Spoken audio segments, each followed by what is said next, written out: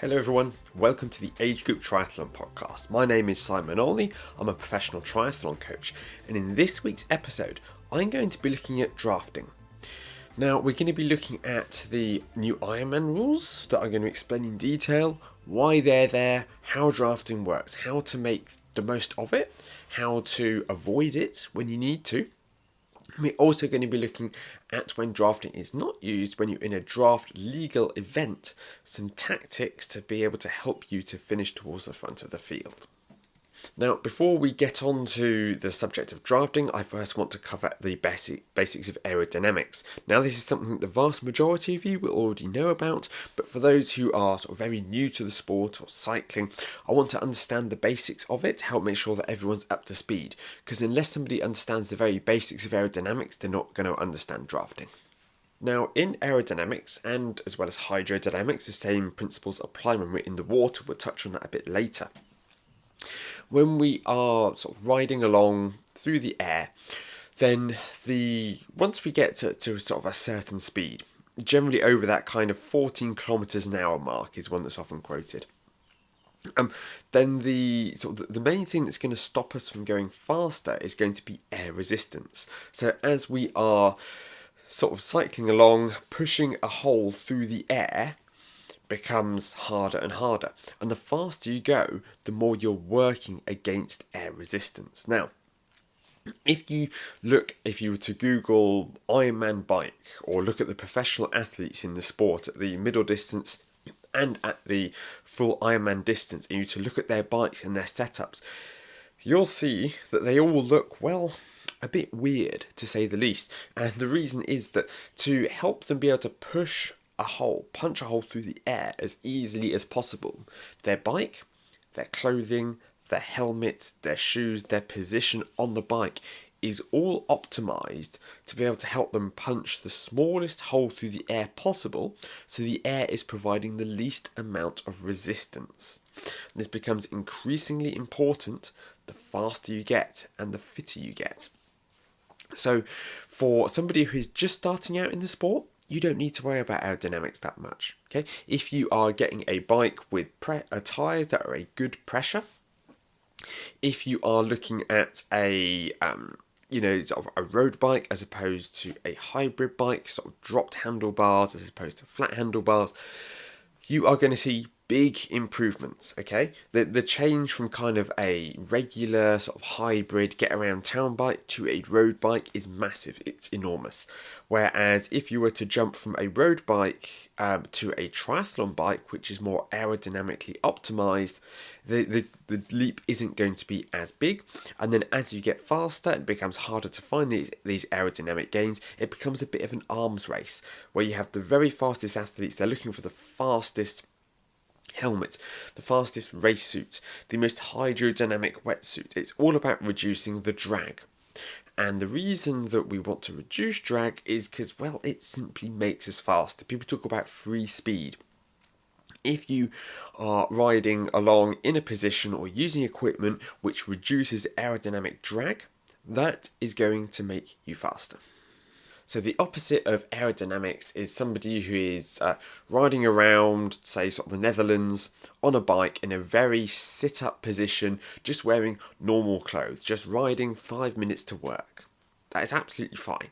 Whereas if you look at the sort of the more extreme end of things, if you look at time trialists and professional triathletes who spend a small fortune on getting a bike as aerodynamic as possible, that is the end of things that we're looking at. Okay, we're looking at ways for already, fast, accomplished athletes to be able to get faster, and that is aerodynamics. Now, this is a subject which is very scientific, and it's something that I'm not going to pretend to understand to a high level. Okay, I'm a coach, I'm not a physicist, I'm not an aerodynamicist, I don't do aero testing.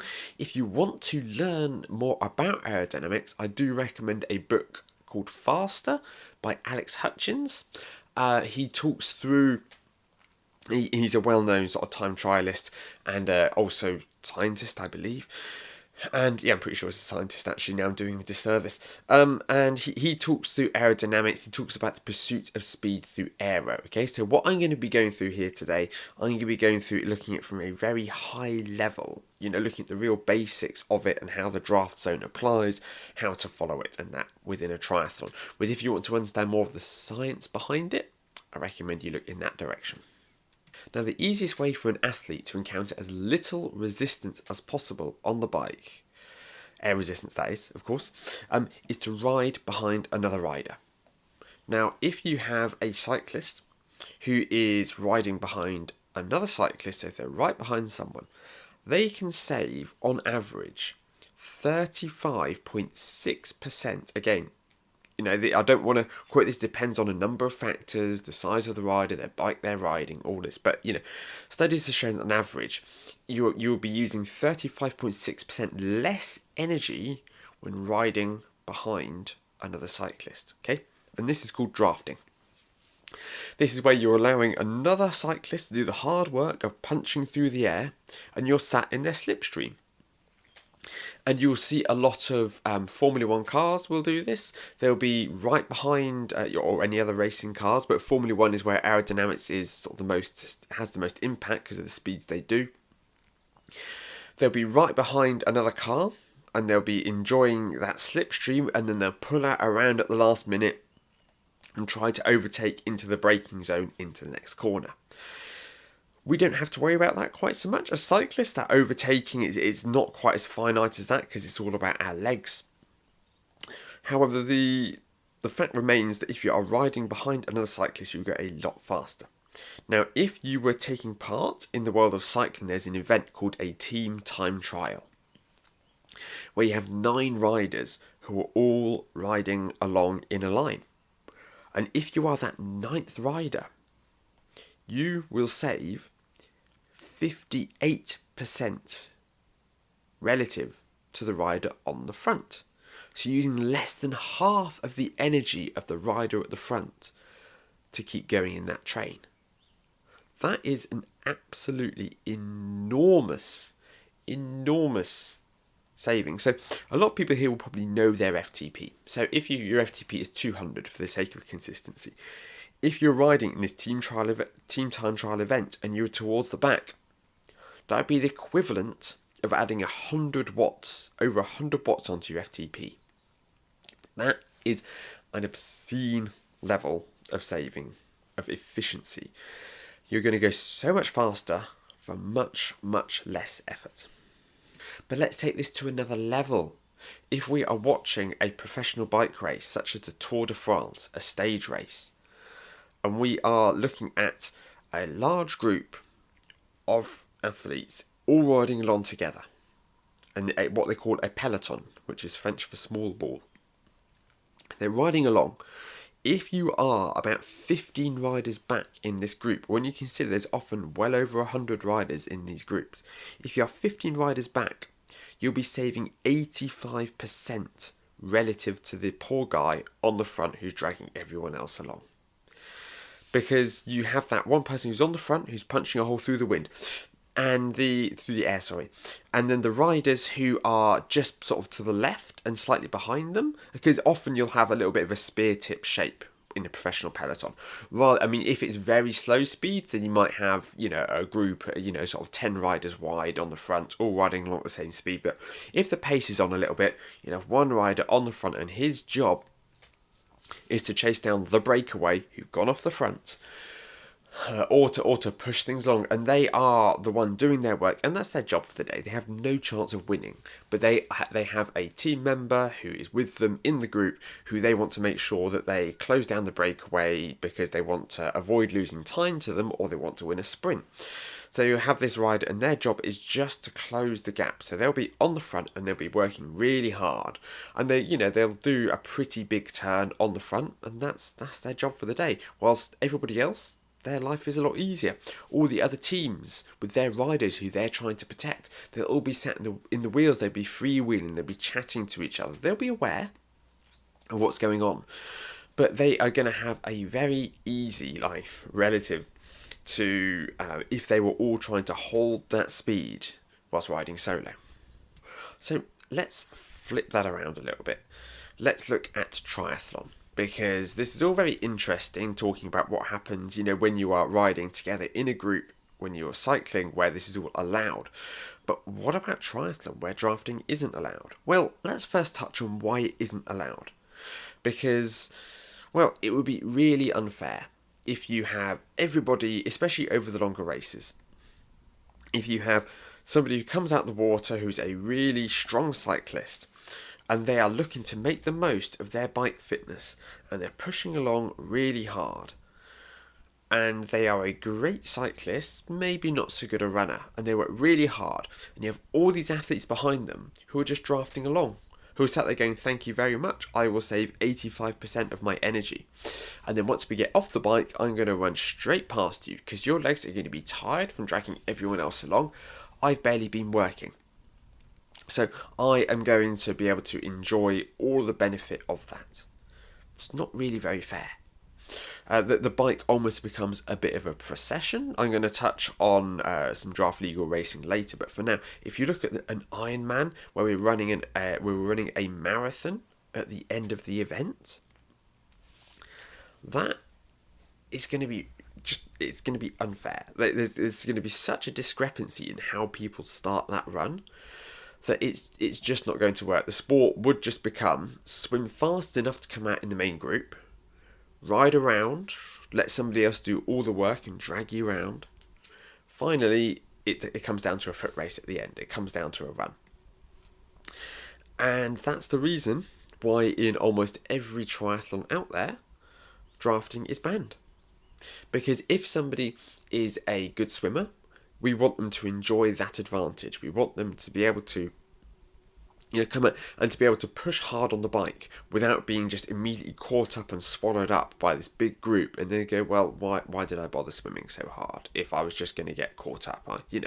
Like my strength, my best sport has been made redundant by the fact there's just this huge group that comes along and we all ride along in this big group. It's not appealing. It also allows cyclists to be able to actually push hard on the bike and to be able to use their bike fitness to be able to make inroads on everyone else. It allows your Uber bikers, they call them, the very best cyclists out there. It allows them to be able to use their bike fitness to be able to really capitalize on all the training that they've done to put a big gap in, because they may come off the bike with 5 minutes on the competitors behind them, but the competitors behind them might be better runners. And so they'll be trying to push out their advantage on the bike to try to buy themselves enough time they can hold off the faster runners who are going to be trying to catch them. And this all it's one of the things that makes long distance triathlon surprisingly appealing as a sport to watch, because it's all about how the tactics play out. It's all about people trying to make up time, trying to catch the others. There is a huge amount that goes on. So I really want to encourage people, that the sport wants people to encourage people to be able to train hard in all three disciplines to make sure the bike doesn't become a bit of a joke. So that is why drafting is banned, and that's why we have these drafting rules. Now, in the vast majority of events where drafting is banned, we are going to be looking at a 12-metre draft zone, and that means you're not allowed to ride within 12 metres of another competitor. The reason being, well, for what I've already explained, we want to ensure that you're not getting an unfair advantage by riding right behind another rider. And if you are caught by a race referee within 12 metres of the rider in front, you'll be given a drafting penalty. Now, the length of that penalty is going to depend on a number of things, such as the race, the distance, the organiser, and that. And, in some cases it will be a straight time penalty. In some cases you get a blue card, and if you get too many blue cards you can end up being disqualified, or you can get greater drafting penalties. Again, if you're worried about this, always check the race regulations and the race rules for the event when you sign up. You don't need to overly concern yourself with it to the nth degree. I've never got a drafting penalty, but then again, I'm the kind of person who likes to play by the rules. But it is worth, especially at Ironman events where it can be a bit hotter on these things. Again, it depends on the event, it depends on the referee. We'll get into that a little bit later. But yeah, broadly speaking, just at least know what it would look like if you were unlucky enough to get caught, because you're drafting without realising it. Now, the reason that I'm recording this episode now is because Ironman have followed the lead of Challenge and the PTO. The T100, I guess, for those who don't understand, they're sort of the same thing, really. T100 and at Challenge events, for the professionals, they have instigated a 20-metre draft zone. And the reason for this is that they believe that it offers a huge amount of sort of fairness by increasing this draft zone. So, roughly speaking, again, this is sort of figures that have been released by sort of Challenge, I believe. They reckon that at the 12-metre distance, if you are riding 12 metres behind an athlete, you're still getting an 11% reduction in drag. That's pretty serious. If your FTP is 250 watts, which I understand is the median FTP for triathletes, or cyclists at least, if your FTP is 250 watts, that is like adding another 25% onto your FTP if you're riding 12 metres behind somebody else. And this is completely legal. You are not cheating by riding 12 metres behind someone else. You are riding within the rules and the regulations. But that doesn't mean that you don't get an 11% reduction in drag. That is huge. Huge. If you were at 20 metres, however, we're looking at a 2% reduction in drag, according to these figures. Now, there are lots of different studies out there that have come to different conclusions. But Ironman have done their own testing. They've worked with an aerodynamicist. They have used Race Ranger, which professional athletes use, which is a device that sits on their seat post and it changes colour when somebody comes into the draft zone. And it can give us an indication of how much time an athlete spends in a draft zone. Now, the way that this is enforced, this is still enforced by the race referees. Okay, Race Ranger is a fantastic technology. Okay, and I would love if it was able to be implemented in the age group ranks, but I don't think that's realistic when you consider the amount of units that would need to be purchased and the amount that they'd need to sort of process and look at the data to enforce these rules. I'd love to see it, but unfortunately, I don't think that would happen. But for professional athletes, they look at this data, they've used Race Ranger, they've worked with an aerodynamicist, and they have decided that they are going to increase the drafting sort of rules, the drafting zone in professional Ironman races from 12 metres to 20 metres in the name of fairness. Now, all of this is simply for professional athletes. The 20-metre draft zone is only for the pros. The reason being, it's not that Ironman doesn't care about fairness in the age group field. I mean, it could do more, if I'm honest. But I think that they, the reason that they are not implementing this 20-metre zone for age group athletes is that, well, the courses, they're just not big enough. Now, if you look at a lot of events, I think Ironman Barcelona is especially well renowned for this. If you look at the Ironman swim, the median time of an Ironman swim is around about sort of between 90 minutes and 100 minutes. Between that 1 hour 30 and 1 hour 40 is when you're going to get the largest concentration of people coming out of the water and starting the bike.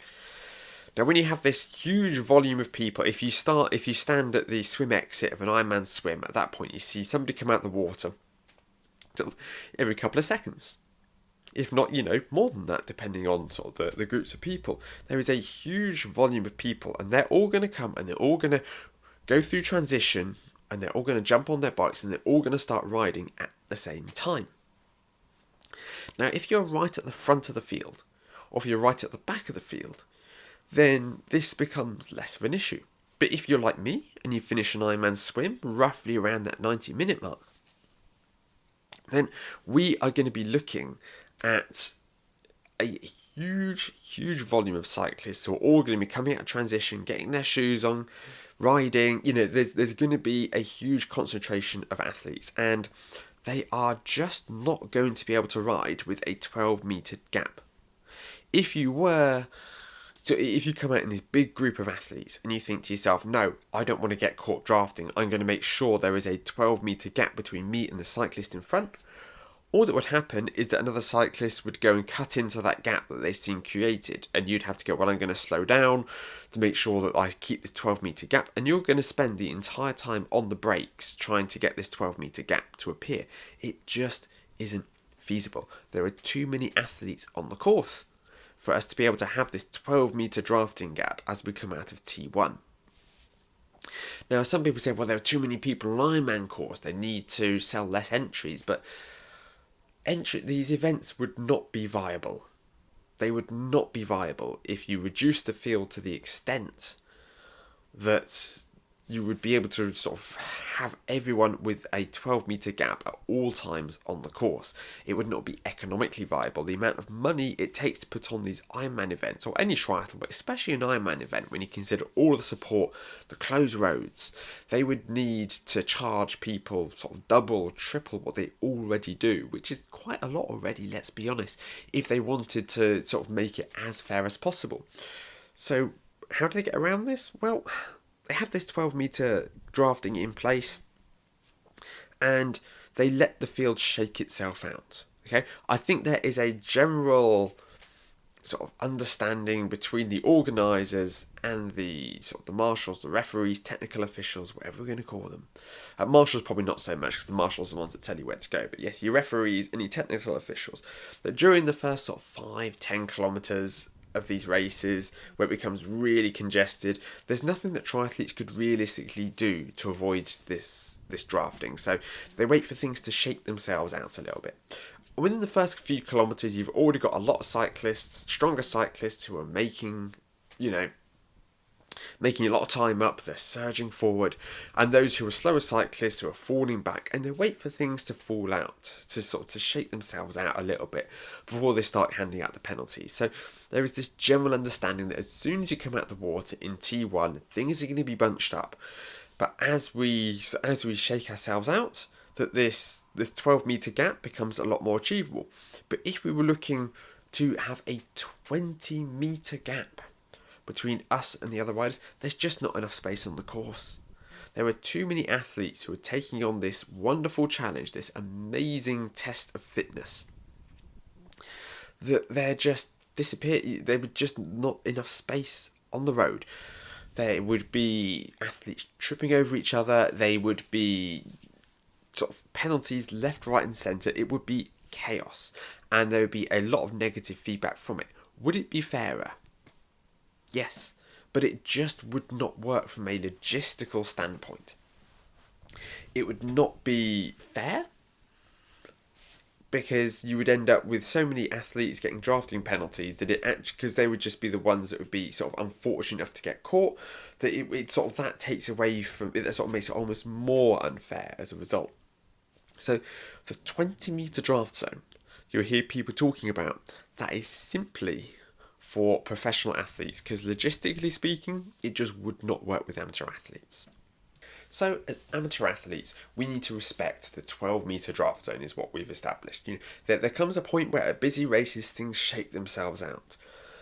But we've already talked about referees. They're being pragmatic. They're not being dogmatic about these rules. But how is it that these rules are enforced? How sort of stringently are they enforced?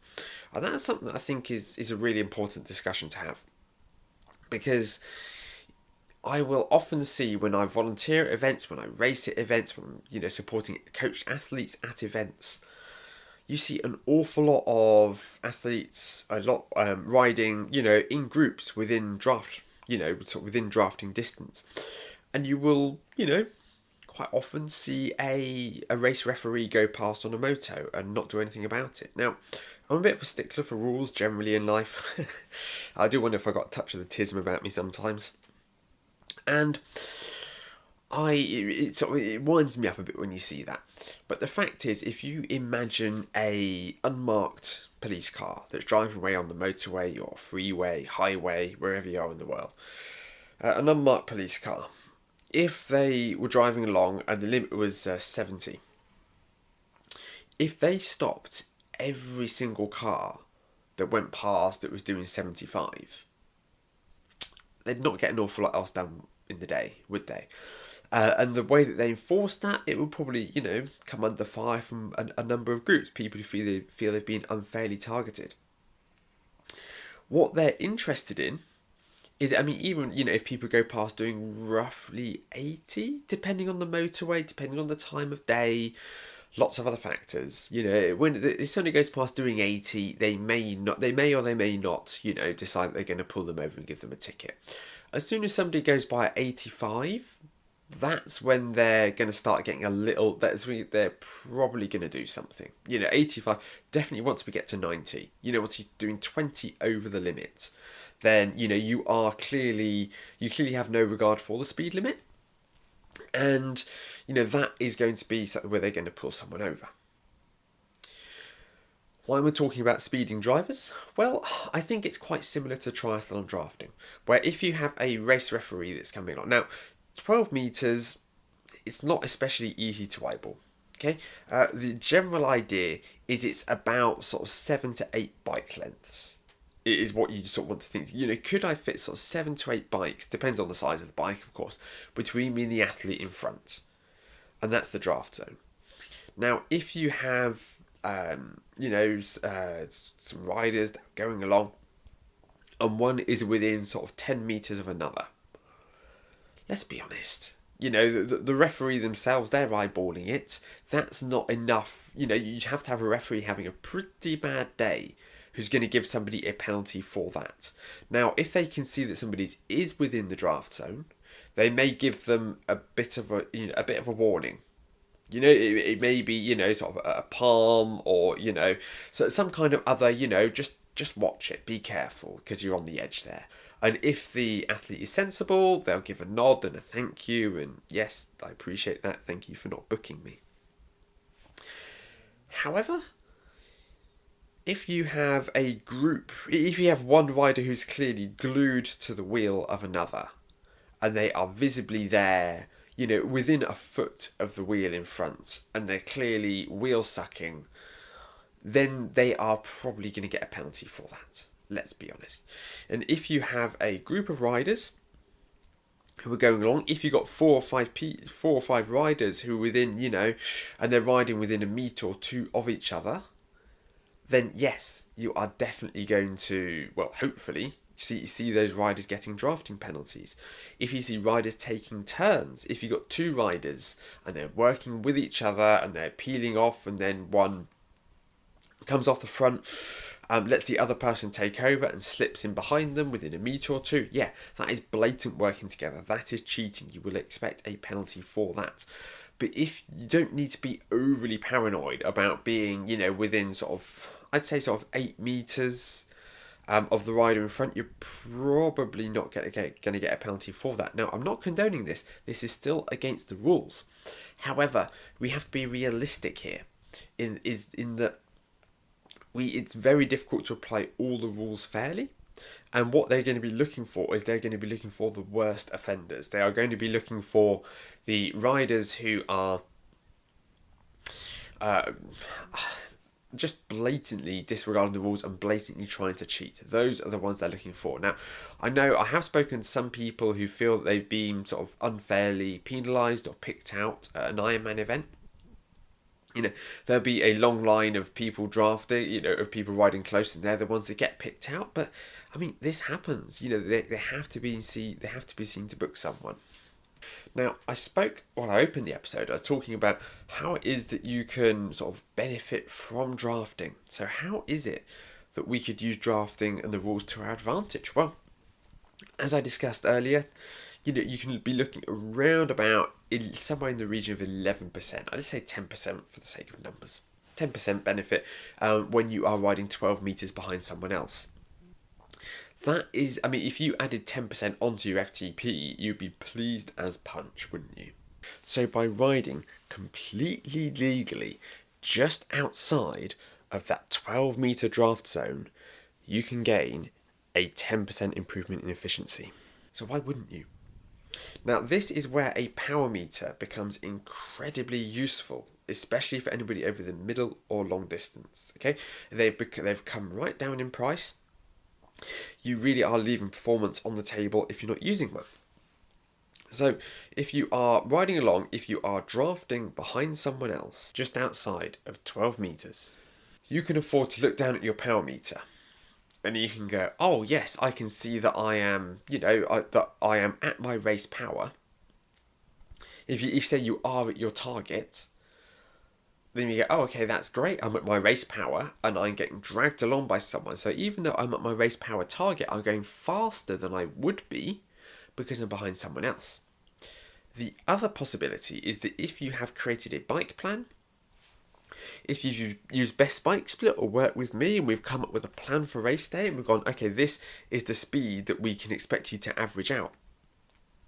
If you are in the draft zone behind someone and you can see that you are at or above that average speed, but your power is lower, my instinct would be not to overtake that person in front.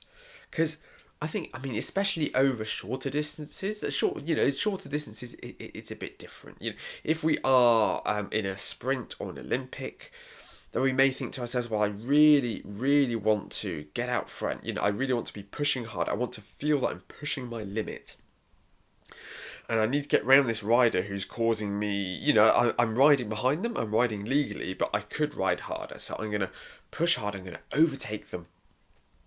And I'm going to, then get back up to my race power target. But we should be looking at our speed. We should be, and if we are, going at the speed that we hope to for less effort than we were planning to use, then we should lean into that. If we are targeting 35 kilometers an hour as our race day speed at 250 watts, just for the sake of numbers, if we're going to be riding at 35 kilometers an hour, then if we can see that we're riding at 37 kilometers an hour for 250 watts, our planned race power, we should just sit there and go, thank you for this tow. I'm going to be able to run a lot better as a result of this tow, rather than going, well, I could be working harder. I'm only here at, I could be pushing harder. I feel that I should be pushing harder, because you're just working harder for no real benefits. Especially over the longer stuff. The longer the event is, the more important this becomes. Save energy, save your run legs. Okay, it's important to focus on the speed that you're riding at on race day and not to push any harder than you have to. So I think that broadly sums it up for bike drafting for amateur athletes. You're looking at a 12-meter draft zone. Hopefully it will be enforced, but it won't be enforced draconianly like you may see in the pro field, where the stakes are just higher because there's more money involved. It is people's livelihood. This fairness is incredibly important. They will call out absolutely blatant drafters, and rightly so. But if you are, it comes down to that intent. If you are clearly trying to maintain a good drafting distance, even if you're slightly within the zone, hopefully the most you'll get is a warning. Should also be pointed out actually that drafting penalties are always down to the discretion of the race official.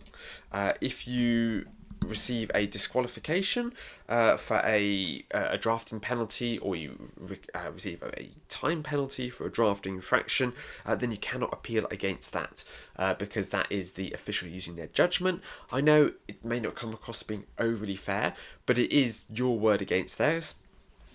And this is one of the reasons that technical officials, are trained and qualified where they are. As long as you ride within the intent, use the draft zone to your advantage, sit 12 meters back, it's worth spending some time to really sort of visualize what 12 meters looks like to make sure that you are riding within the spirit of the rules. Even if you don't get caught, you're still cheating if you're within 12 meters of somebody else. And let's start looking at tactics for when drafting is allowed. Over shorter distances, you will often get draft legal events. Now, these days, it tends to be that sprint distance is draft legal, whereas the Olympic distance, it tends to, broadly speaking, it tends to be sort of drafting is illegal. However, if you're looking at the pro field, the elite field, I should say, at the sort of the very highest levels, at the World Cup level, at the WTCS level, then drafting is permitted. Now, the reason for this, I guess, is that the bike is less impactful over a shorter distance. If you have your 1500 meter swim, you will then get people who will come out in sort of groups, and when it's a pro field, you may have sort of 2 or 3 people who will come out at the very front of the swim, and they'll jump on their bikes. And these 2 or 3 athletes, they'll be looking to maintain the advantage that they gained on the bike.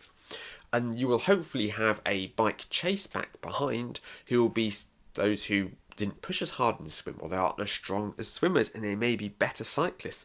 And they'll be working as a group. They'll be taking turns on the front, and they will be drafting along, and working, because they'll have more people on the front to take a turn who might be stronger cyclists. They will be hopefully able to chase down that pack in front and be able to sort of catch up with them, to help ensure that they can then come off of the run together. And once you have this big group together, you may then have a couple of athletes who are sort of strong cyclists who may attempt to break away. And they'll push really hard, and they will accelerate off the front and do a big sprint for about sort of 10-15 seconds to sort of to break that, get themselves out of that draft zone. And you'll maybe have 1 or 2 cyclists that try to go with them, try to stay with them, who may be strong riders themselves, because what you have, as I sort of alluded to earlier, if you have this big bike pack, you will have the strong runners who go, I just want to save my legs as much as possible, and I'm not going to be pushing harder than I need to. Now, the idea is that this creates some exciting dynamics where you might have 3 or 4 bike packs that are across the course. You have your lead pack, one chase pack, and then a second chase pack.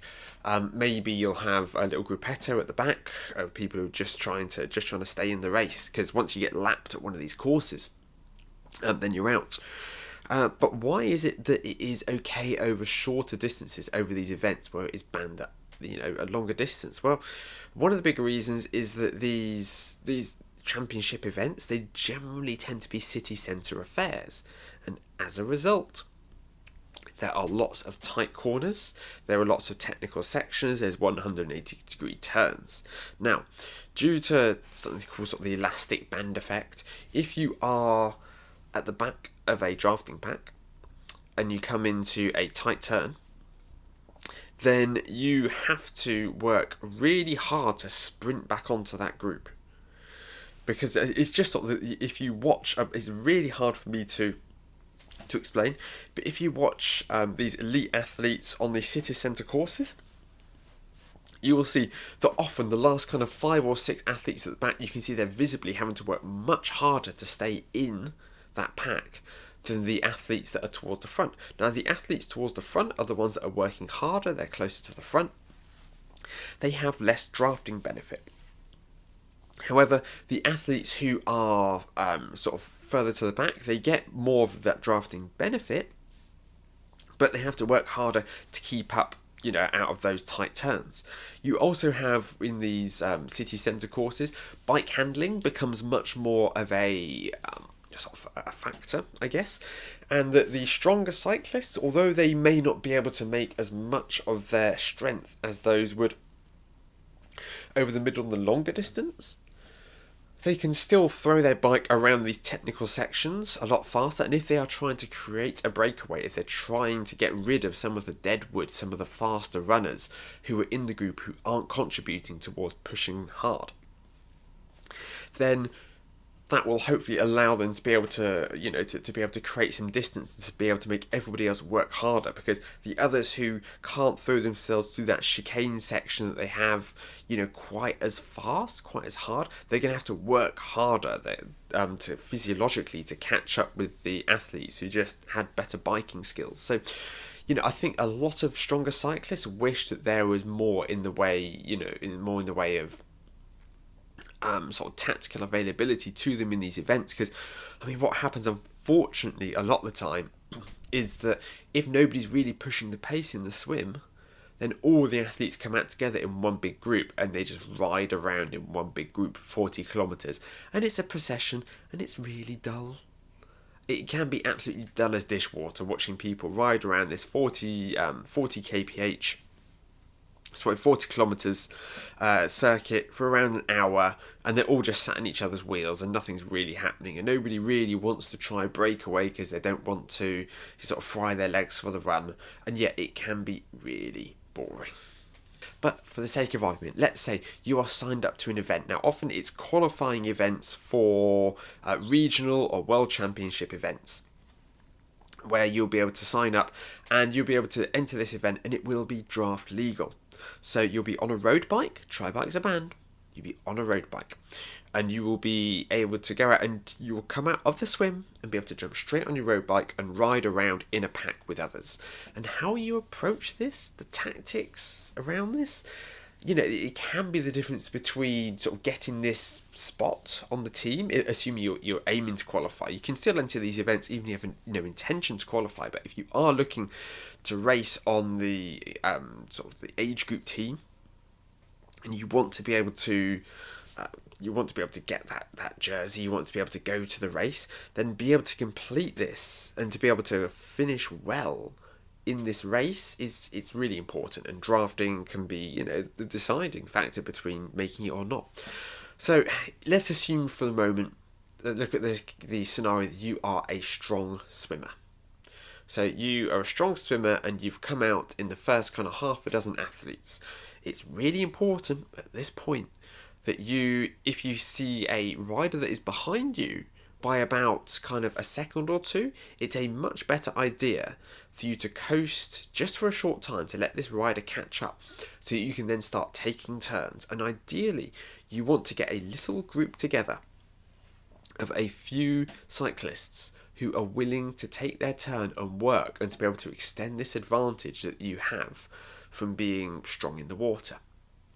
Because what you don't want to do is you don't want those who swim like a brick but are really good cyclists and runners to be able to make their way up to you. You want to keep them at bay. You want to keep this, because generally speaking, and this is a very sweeping statement, those who are strongest in the swim tend to struggle the most on the run. Part of the reason is that a lot of swimmers have fantastic ankle mobility, those who swam when they were younger, which tends to be the majority of strong triathlon swimmers, are those who were very good as good swimmers when they were younger. And that great ankle mobility can lead to issues with running, with injury, with sort of leg spring stiffness and the like. So if you are not rapid on the run, you want to start the run with the biggest advantage possible, so you lose as little time as possible. So you want to work with other swimmers to try and keep the stronger cyclists and the stronger runners at bay. Now, if you are a really strong cyclist, you want to make sure that you try to catch up to the stronger swimmers to try to negate their advantage, but without dragging any faster runners. Because you want to lean on your bike strength to drop those runners. Because if you know that you run really slowly, not really slowly, but relative to others, if you struggle on the run, you want to make sure that you are coming off that bike with as big an advantage as possible to hopefully allow you to hold on to keep those charging runners at bay. And you are going to want to make sure that you are aggressive. You don't want to be dragging around dead wood. I would recommend that you, especially if you know that you have people who aren't contributing or refuse to contribute, if you're in a group with someone and you're screaming at someone to take a turn, do more work, they're under no obligation to do that work for you. It's simply up to them to decide whether they want to work or not. And we're going to touch on sort of tactics for faster runners, but you want to make sure that you are you're making the most of your advantage. You're giving as little away to the others as possible. And a good way to go about this is, if you feel the pace isn't where you want it to be, and you feel there are lots of people who are working, not working at all, then when you come to a nice 180-degree bend, when you come to a sharp corner, really take the racing line around that corner, accelerate hard and put your foot down, get your head down and try to initiate a breakaway. Ideally, you want 2 or 3 strong cyclists to go, I want to be part of that, let's go up the road, because there is deadwood here.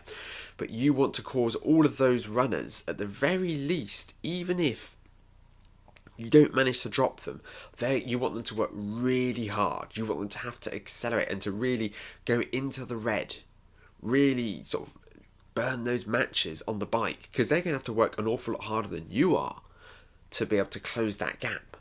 You want them to really have to dig themselves really deep into the red to be able to catch back up and to keep riding in your draft zone. You want to make them work to enjoy that draft. And it could be that once they catch up with you, you do the same into the next corner and they just cannot go that deep again.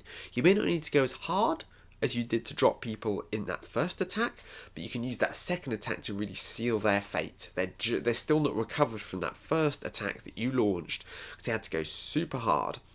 And you can then go, yeah, you know what, I'm gonna drop you again, I'm gonna accelerate hard, and they're going to be mentally defeated. They're going to see you go up the road and they're going to go, I can't follow. And hopefully you'll have another couple of riders who go with you, who go, this is great, thank you very much. You can then work with them to keep those runners at bay. If you are a strong runner, you want to get the easiest ride possible. You want to work as little as you realistically can to save your bike legs. Now, you may have stronger cyclists that will, probably have some choice words for you if they don't see you really contributing to the group on the bike.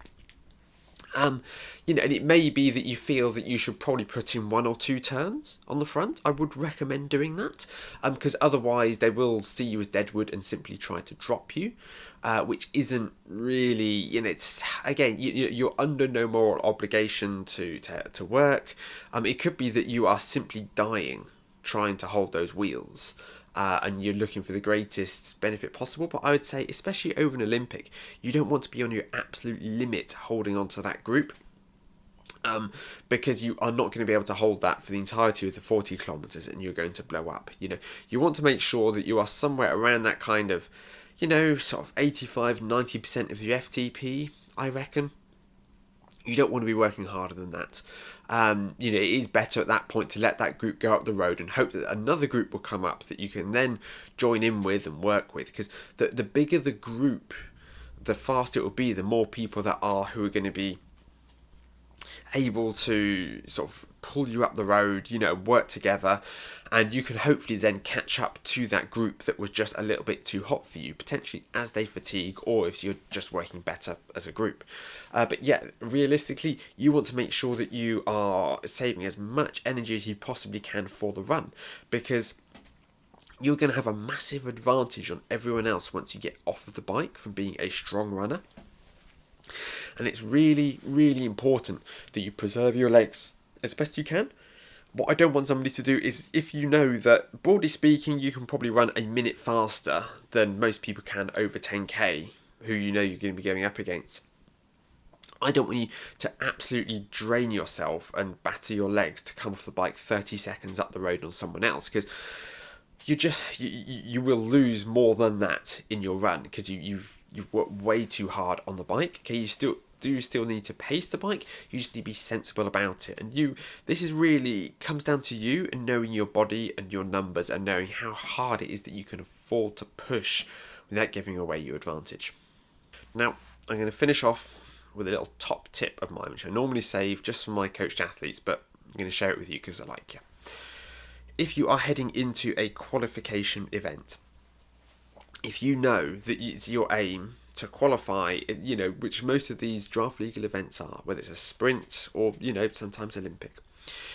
If you're going into this and you know that you want to qualify, have a look at those who are also in your age group who are signed up. Look into their results. find out who your competition is going to be. And do your research, look at their Strava, look at their social media, find what their bike is that they're on, find what it is that their tri-suit looks like. If you can, some races, even on the bibs, they may have, M30 to 35 or, F45 to 50. It may be very obvious which age group people are in, but that's not always the case. But do your research. See if you can identify the people who you're going to be racing against. Look through their results and go, okay, so this athlete here is an incredible biker, but they're not very good on the run. So if I can come off the bike with them, then I'm going to be in a really strong position. Because what you don't want to do is you don't want to find yourself pushing really hard and burning a load of matches physiologically, working much harder than you have to, trying to beat people who aren't even in your age group. Okay, that's just not a smart use of energy. We want to make sure that we are only racing against those who are sort of a real threat to us.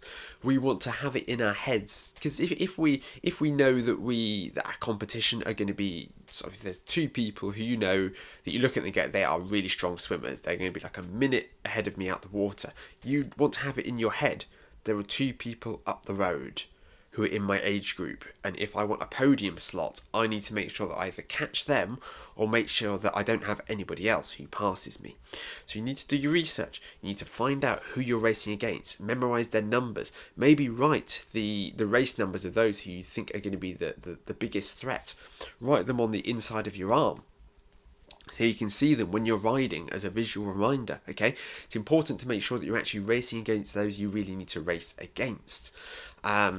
But, just remember that you never know whether somebody might have not even started the race as well. That's always a possibility. So if you can eyeball your competition, that would be really helpful. But again, it's a lot easier said than done. You never know. Somebody might pull out. Somebody might have crashed. It's really hard to keep a tab on things. But the best weapon that you can have is, if the event does live timing, is if you can have your partner, your friend, parents, whoever it is, tracking the race live. And most of these held on lapped bike courses, who can shout at you what the gaps are, where your competitors are. That is your absolute secret weapon to qualifying. So it was a bit of a whirlwind tour. It wasn't overly scientific, well, because I'm not a scientist and I didn't feel that I really sort of could afford to get into these things too much, but I hope that's given you an insight into sort of the benefits of sort of using the drafting zone to your advantage, not breaking the rules, how it is that people get pulled up, as well as some tactics for drafting races should you ever find yourself in there. Actually, something I forgot to mention, but I'll stick it in now, a lot of triathletes are terrible bike handlers, so you can afford, if you're a good bike handler, to use that to your advantage during these draft legal events. But just be aware, okay? Don't blindly follow other cyclists. Don't just blindly follow their line round corners or their braking points, because they might be about to head off of the course or into a wall if they are on the limit. So don't blindly follow their line. Don't trust them overly. Don't ride too close. Don't trust them to point out potholes and the like. You obviously need to make your own decision, but if you're watching riders around you and they seem really sketchy, keep your distance, or if you're a strong cyclist, maybe even consider having a dig, having a bit of an attack, see if you can take some stronger riders with you so you don't have somebody dangerous in that group. Something else I wanted to touch on that I mentioned that I'd be covering earlier is the subject of swim drafting. Now, this works very much like when you are cycling. If you are swimming directly behind someone, they are going to be cutting through the water for you. And the water that you'll be swimming in behind them will be easier for you to swim through. Now, the benefits are not as large as on the bike, but you can still save around about 20% effort to travel at the same speed if you are making the most of swim drafting, which again, this is a massive benefit. One big caveat here, though, is that a lot of people talk about the benefits of swim drafting, and let's be clear, they are large. There's a reason that you get swim packs at events. There is a lot to be said for being able to ride as part of a swim pack. But if you're an amateur athlete, if you're just taking on your first event, then you don't need to worry yourself overly with swim drafting, because you are going to be stressing about trying to swim behind someone. You're going to be stressing about areas which you shouldn't really be worrying about. You should be thinking about swimming at your own pace, staying calm and getting out of the water. If, however, you are an accomplished swimmer and you want to get faster, then swimming either directly behind somebody or on somebody's hip is a good way of swimming faster for less effort. I highly recommend that you look at this strategy, and it's best if you practice it with a friend, with a training partner. If you can go down the lake with someone and you can practice swimming behind them for prolonged periods, this is a great way for you to be able to get used to this, because it does take some getting used to, especially if you decide to draft behind somebody on their feet, because it becomes a lot harder to sight, to be able to know where you're going, and you do end up putting a little bit of faith in the swimmer in front of you to make sure that they're swimming in a straight line. So you do need to keep your wits about you. So one of the reasons I recommend generally drafting on the hip if possible, it's a bit more efficient. The big downside here is that it's a lot harder to work out how fast it is you're swimming and what benefit you're getting when you're drafting in the water. Because on the bike, you can look at your speed, you can go, oh, this is great, I'm going faster than I thought I would for less effort. In the swim, this isn't an option. We are all swimming along, unsure of exactly how fast we're swimming. Of course, we know what it is that feels fast, but this perception of effort, it can really be thrown. And I can often find myself swimming behind somebody drafting, thinking, am I going slower than I should be by drafting with this person? Should I be overtaking them? Should I be trying to push on my own? It's hard to know. It's hard to tell. Is the perception of you going slow simply the fact that you're not working as hard as you normally would? So swim drafting is a bit muddier. But if you are feeling good, if you feel that you're working to a decent level, then swimming with others, it can be a really good way for you to swim a lot faster with less effort. Thank you once again for your company this week. If you enjoyed this episode, if you could give me a like, if you could give me a review, if you could subscribe, I would massively appreciate that. If you are able to even sort of write me a little review as well, that would be huge, because this is how different podcast platforms decide who they show the episodes to. So that would be hugely appreciated. We can grow the podcast and I can put more time, effort and energy into it in future. Wishing you all the very best with the week of your training ahead. I'll see you next Tuesday morning.